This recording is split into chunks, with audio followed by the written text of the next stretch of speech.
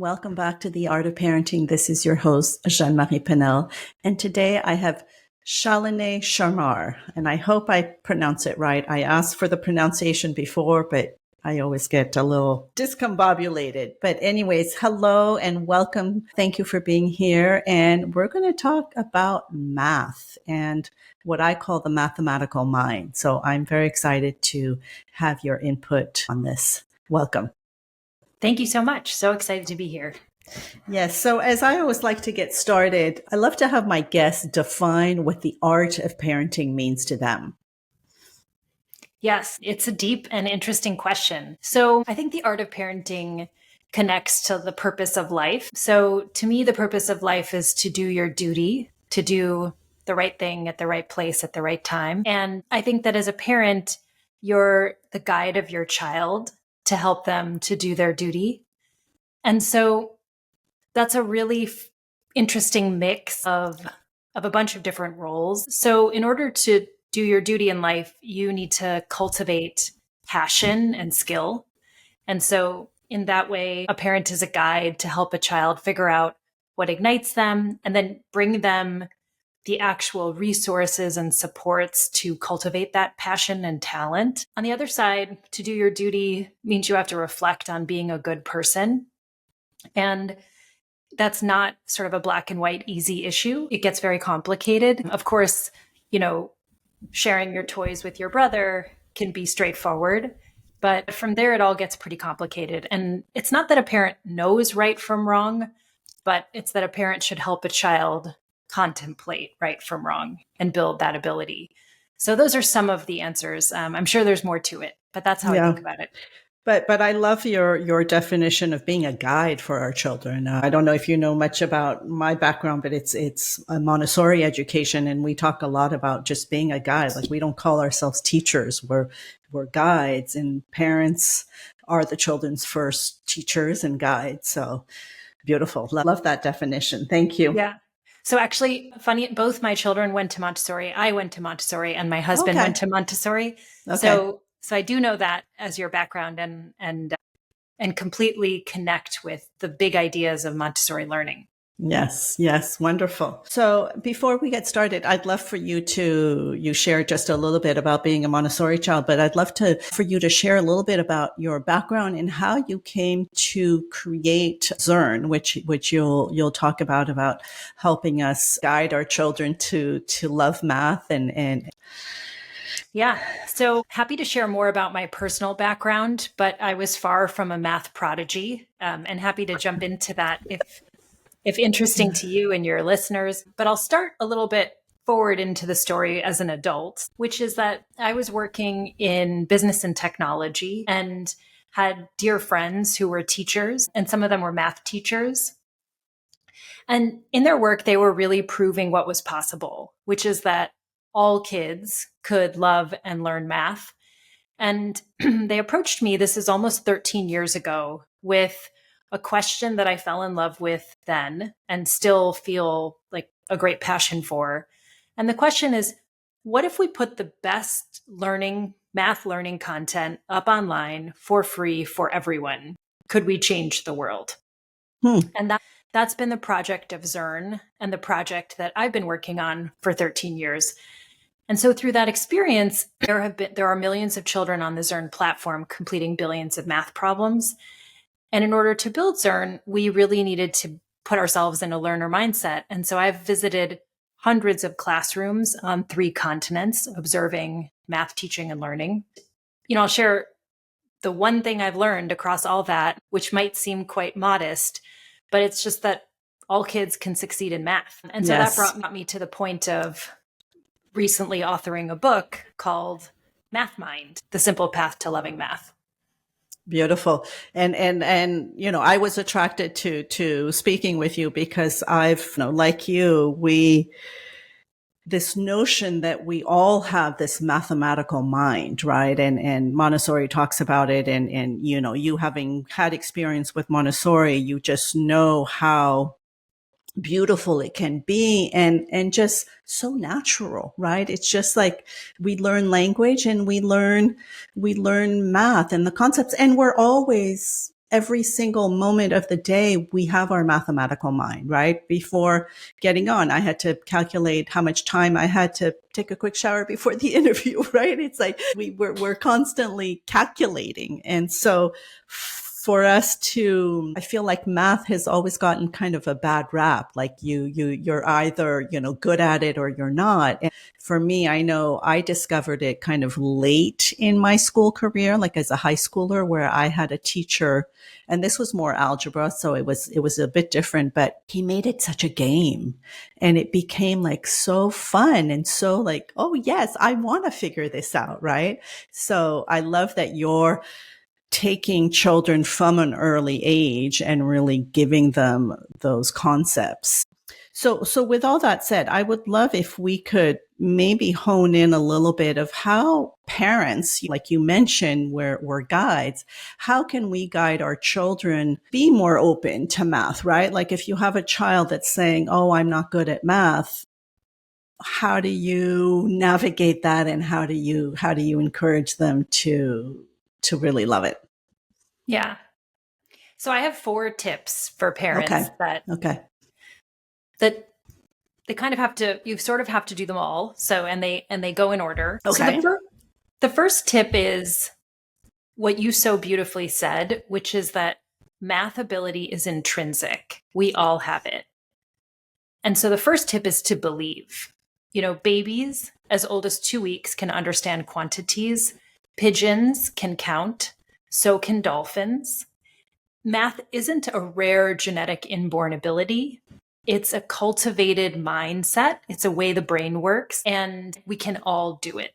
If we, for example, had a school system or an entire country where children went to school, kindergarten through 5th grade, and we did a diagnostic test and we separated the reading kids from the not reading kids. And then at the end of 5th grade, it was totally fine that the majority were illiterate. That would be a scandal. We would all be, that would be in the news. We would be offended. We would be really mad at the adults. But that's exactly what we all accept in math, including parents accepting the classification of their children as not math kids. So the first is just believe. We have population level data that all children can succeed in math. The second is this framing of what math is. I love Montessori because one of the key things that is presented in mathematics in Montessori is either concrete or pictorial representations of mathematics. So let's just say the word math, and then what do you think, what happens in your mind? For a lot of us, we would picture symbols, X's, Y's, equations, and that's really important. And that's the shorthand abstract notation of the real world we live in, which is mathematical. When we just present to children only that abstract notation, and they don't have deep, deep fluency in that language, then it is boring, meaningless, humiliating, anxiety producing. It's not the class you're running. You're not breaking down the door to come into that class. But when we pair those abstract notations with deep understanding, all of a sudden, math makes sense, and it's very exciting. And I'll tell you that Montessori proves this, and we do this on the 𝐴𝐴RN app. 8-year-olds love the deep proofs of mathematics, which I'd love to share with you examples of that. But let me jump in with the third tip. The third tip is that even if you believe, even if you understand, the next thing that happens is the minute you hit a roadblock in math, because of this prevailing notion that there are some kids who are math kids and some kids who are not, that roadblock is a signal to give up because you don't have the rare genetic inborn ability. So, you're not going to be 6'7", so you're not playing in the NBA, so give up. Okay, but in the rest of life, when you hit a roadblock in learning, it's a signal to try harder. So if a child was stumbling over a sentence in reading, no parent or teacher would say, well, give up. because when we give up, we seal their fate. And so when children struggle, we need to try a different way. We can't put children down punishing remediation tracks, and we can't take it as a signal to give up. And because that's the society's narrative, we really have to give our children a boost when they're struggling to try a different way. And then the last thing is anything in life requires practice. And unfortunately, math practice is often really boring. And if it's not boring, it's soul crushing. Think about long division problems on a worksheet. That isn't going to cultivate curiosity and love. So if you wanted a child to really build their reading fluency, you wouldn't give them like appliance manuals or reading comprehension tests, right? You would just anything they love. I have a son who's read every book ever written about dragons at this point. He loves fantasy. He loves the genre. Read away, have fun. I'm not taking that experience of when he's enjoying reading and then asking him to underline the subject, object, and verb. We're just letting it flow. And you said it, which is, what is that in math? What's the parallel? It's games, board games, card games. They are full of mathematics, and no one even knows. When we're playing card games, we're not drilling kids on multiplication or subtraction, but that's what they're doing to win the card game. Right. And when you were mentioning that too, it's also just, what we say, practical life at home, right? Just setting the table. How many of us are here for dinner? Oh, your brother is at a game. That means that putting math conversation into our daily lives is so important. Yeah. I mean, my Montessori twins, who were so interested in responsibility and the kind of cultivation of agency that Montessori does, I would give them each $10 when they were 5 years old, and they would go to the farmer's market. I mean, I was there as well, but I would stand on one side and they'd zip around buying fruits and vegetables. And I would tell them, you have $10 and we need to eat, whatever. So please buy things that we're actually going to cook and eat. And the second is, make sure you calculate the change, because otherwise you won't get the right change back. Have fun. Right. That's a wonderful schooling. Wonderful. And it's interesting also when you said, what's in your mind's eye when you talk about math. I have to say, I saw the golden beads that we have in Montessori, which is this bank. And working with children with that is just that sensorial experience of what quantity is, right? That the heaviness of these big numbers. And I just had a flashback of how excited these 4-year-olds were when I would ask them to go get, 4,554 at the bank, and they just come back with a heavy tray. It's like, that is to me that beauty of really bringing it into our daily lives, because it's true, like you said, reading, we read to our children every day. Like that's kind of drilled into us as parents. Like you have to, read and talk and sing and all this, but what about math, right? Which is another language and such an important one. Yeah. And that can be play Go Fish, play Battleship, just play games, because I think the parents who do engage with their children with math think of it as, you can't have the brownie till you do 7 subtraction facts accurately. It's like, what? No. We're not going to turn that. We're not going to turn that into love. That's going to be a lot of work. But all of that is in the joy of games. Yes. And the joy of game and just the language, I think also that we use on a daily basis, right? I mean, just like inviting your boys to go spend $10 on food, like they have to look at the price, they have to calculate it and so forth. So, that's great. You mentioned something about deep proof. What was that? I wanted to circle back to that. Yeah. So I think that it's vital to show children the connection between the real world and the symbols that are mathematics.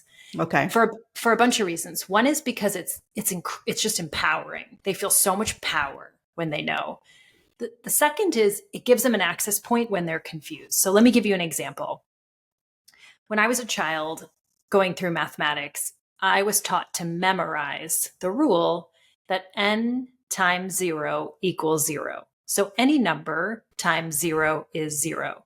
And in my 30s, when I would see a math problem in front of me, I would take a moment and just have a micro moment of anxiety if I saw, 782 times 0 and just think, is that 0?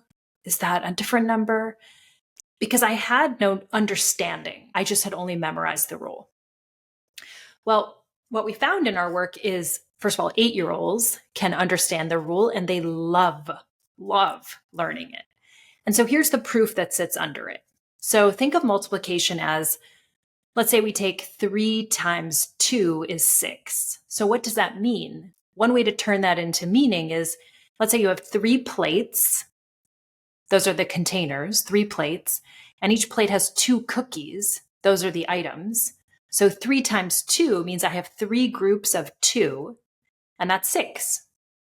Okay, now let's say I only have 1 cookie on each plate. So 3 plates with 1 cookie on each plate is 3, and I can instantly visualize that.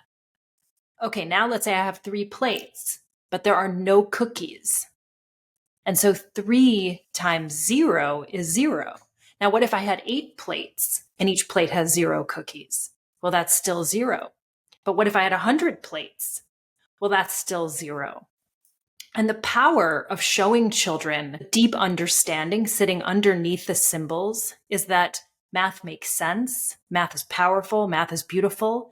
If you're stuck and lost, you can find your way back because you understand. You didn't memorize. The metaphor I would give you with reading is, imagine if you took a reading test. And in order to prepare for the reading test, you memorized 200 words. You couldn't actually read, but you would memorize the 200 words because you used that part of your brain. And then you got an A on the test. You're a great student. But then a couple weeks later, you forgot the words. And with it, it would be so scary you forgot how to read. Think about how frightening and insane that would feel. And that is what math feels like for kids, because we're not partnering memorizing plus understanding. Right. And I would also say that the fact that I feel like in more conventional education, we tend to wait until later for the child to kind of start grasping mathematical concepts when, I mean, and we know in Montessori, like with the sequence of events, they're like playing, or they're learning sensorially about math at 3 or even before, because that's just the way that we have, the manipulatives in the classroom. So would you be okay with maybe introducing math as a game, as a sensorial experience earlier than what we're doing today in conventional education?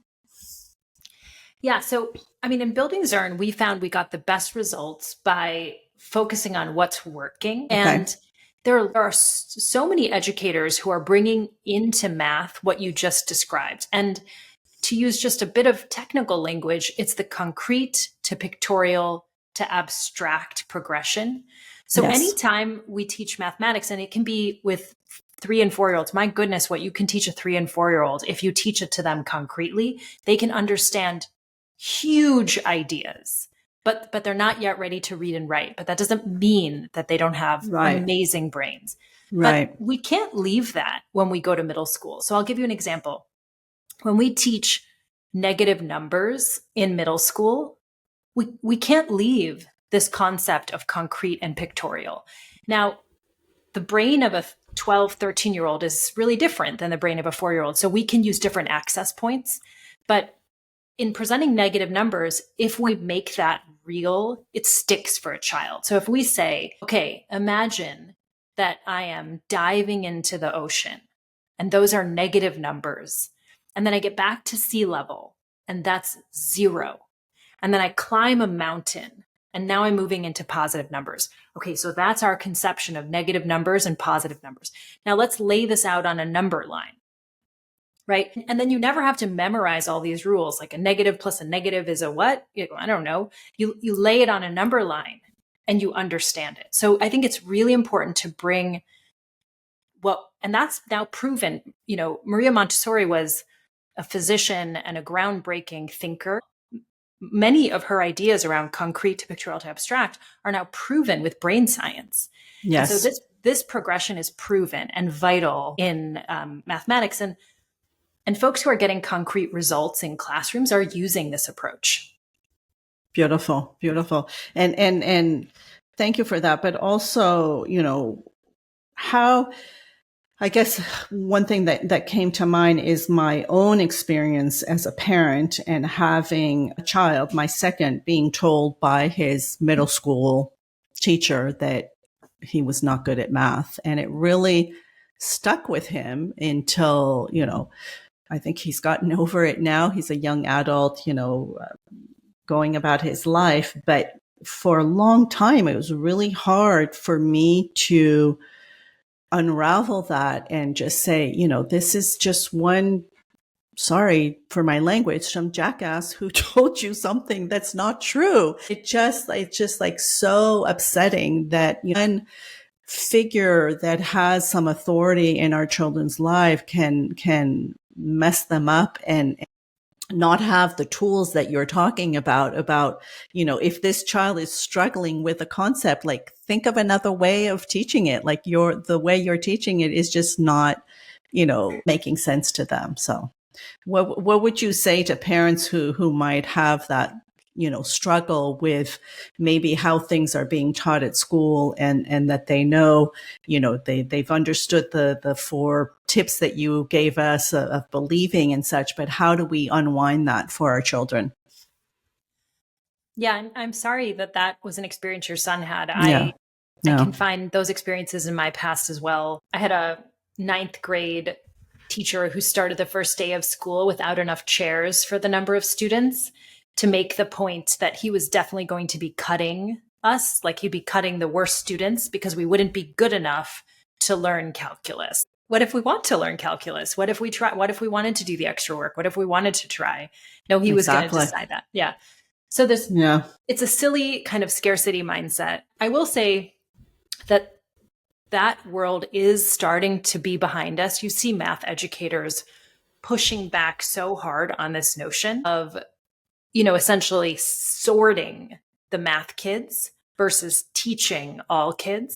The warning I would give to parents is that is a pervasive societal narrative. If the child isn't experiencing it directly from his or her teacher, he's experiencing it in the world he walks in the movies he watches, in the messaging that's the subtext of so many conversations. And so if that's the broad messaging, what we have to do as parents is give our children an extra boost. The specific thing that I love to sort of share as a tip is, there's a very famous math educator who describes our problems in middle school math in the United States. And what he says is that most children leave math class every day about 10 to 15 minutes, maybe 20 from understanding. It's just a little bit off. It's not a catastrophe. They're just about 10 to 20 minutes behind. The problem is that if you accumulate that over the entirety of 7th grade, you're really confused by the end. And so what can we do as parents to help children access that 10 to 20 minutes of understanding, ideally with pictures? So what I would say to parents is, like, you don't need to become your kid's teacher. That's way too stressful for your child and for yourself. So just, if you don't want to be your kid's teacher, I assure you, they feel more strongly that they don't want you to be their math teacher. And so that's not the solution, but the solution is to ask for help. There are so many online resources. So 𝐷Earn.org is free, and there are so many others. Utilize them and ask for help. Ask the teacher for help. I don't understand time, distance, rate problems. Can you please give me more worked examples? I like the examples when you show me a picture. I understand those. Could you please help me access those? This is also a Montessori learning, to learn to ask for help. Yes. Yes. And that's so hard to do when the societal narrative is that you don't have the rare genetic inborn ability to do math. If your child was struggling in reading, you would ask for help. You wouldn't say, well, they must not be reading kids, they'll just be illiterate. You wouldn't accept that. And so the same thing, which is just completely put the myth of the math kid on a shelf and ask for help. I like that. Put the myth of the math kid on a shelf. Very, very, very important.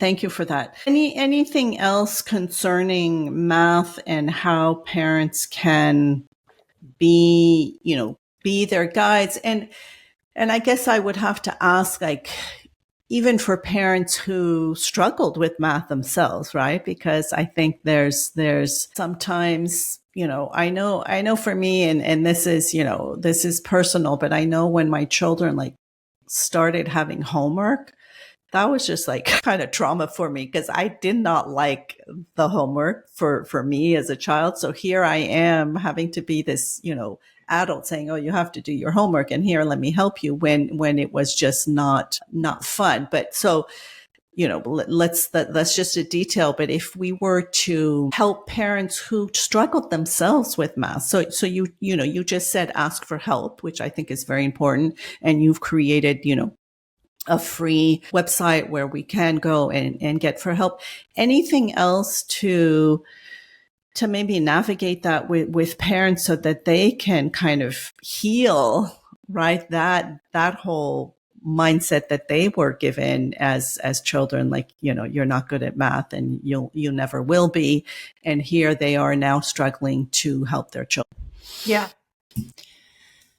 So what I would say is, if you think about other parenting areas, right? So for example, let's say you ate a lot of junk food as a child and, for example, and you want to have a home where your children ask you to eat fruit. Like that's the home you desire. So in order for that to happen, you would have to eat fruit and you'd actually have to love it. You'd have to be excited, in the farmer's market when the cherries arrived, because your child is mirroring you. And whether you know it or not, when you're speaking, they're only listening to a little bit. But when you're not speaking and the actual actions you're taking, that's when they're listening. And so if we know that's true in all of life, then we have to give math a second chance. We just have to. And that doesn't mean that we have to, lie and pretend that, oh yeah, we were great at math. Yeah, I love math. We can say, when I was growing up, folks weren't as open. There was like this myth of a math kid and it wasn't very kind or very helpful, but that's behind us because everyone can succeed in math. And so I want to give math a second chance. I want to explore it with you. This kind of, what I can promise all your listeners is that if you persist and push through some of those feelings of true humiliation, which was the experience of learning math, and you just immerse yourself in math on its own, it's just beauty. It's just, there's no humiliation in math. Math is just beautiful. It's fun. It was all these layers of sort of the adult world that we lived in that created all that, but that's gone. And if you're willing to dive in and give math a second chance, it'll be really helpful for your kids because they'll watch you and they'll watch your courage and they'll watch that and that'll make them courageous. Yeah. Love that. Give math a second chance. Beautiful. Thank you for that. Thank you. Now, as we wrap up, I like to kind of circle back to more personal. And you mentioned you have twin boys who are 13, correct? Yeah, 13. So if you were to go back 14 years ago when you were expecting your children, what wise words would you tell yourself knowing all that you know today?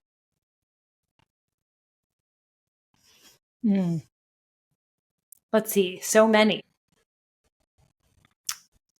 I mean, I think the first would be just have so much fun. I still delight, my son to make fun of me because he's 13. Yesterday, his new kind of insult when I make a silly mistake is he's like, well, maybe you don't have a math mind, mama.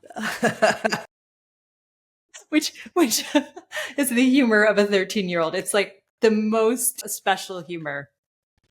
But if I think of every age and stage that my children have gone through, they've all been so spectacular and so interesting. And so I would just say, like, enjoy every stage. You know, there's nothing like seeing the wonder of the world through a 3-year-old. There's nothing like that. You know, there's nothing like the curiosity of, like, kind of, my sons were incredibly curious about science and like the physical world when they were 7 and 8, when, you know, they could really read, and they just took off reading stories and just immersing themselves in these stories and worlds. There was just nothing like that. So I just say enjoy kind of every age and stage. I wish I could just enjoy it more.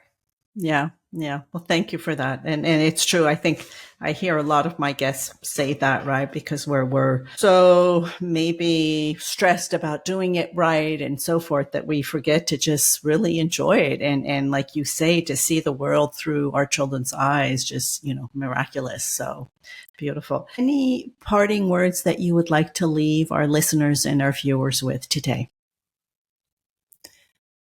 Yeah. I mean, the last thing I would leave, you know, you all with is, you might think, love math, beauty of math. What is this? What is this silliness this woman is talking about? And so I just ask you to, like, connect for a second to a child in your world when they're solving a puzzle and it all clicks. And if you look at their face and you really watch it, the face will actually light up.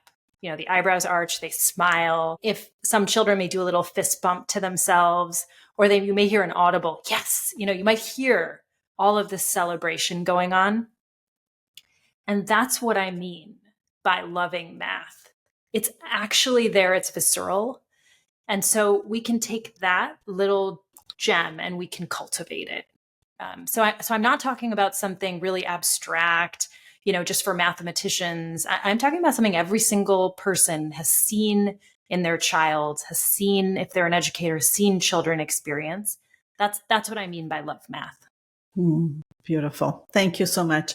This has been delightful. It's interesting that we would talk about math and that it is fun and full of love, like you say. So thank you so much for coming on the show and sharing your inspiration with us. Thank you.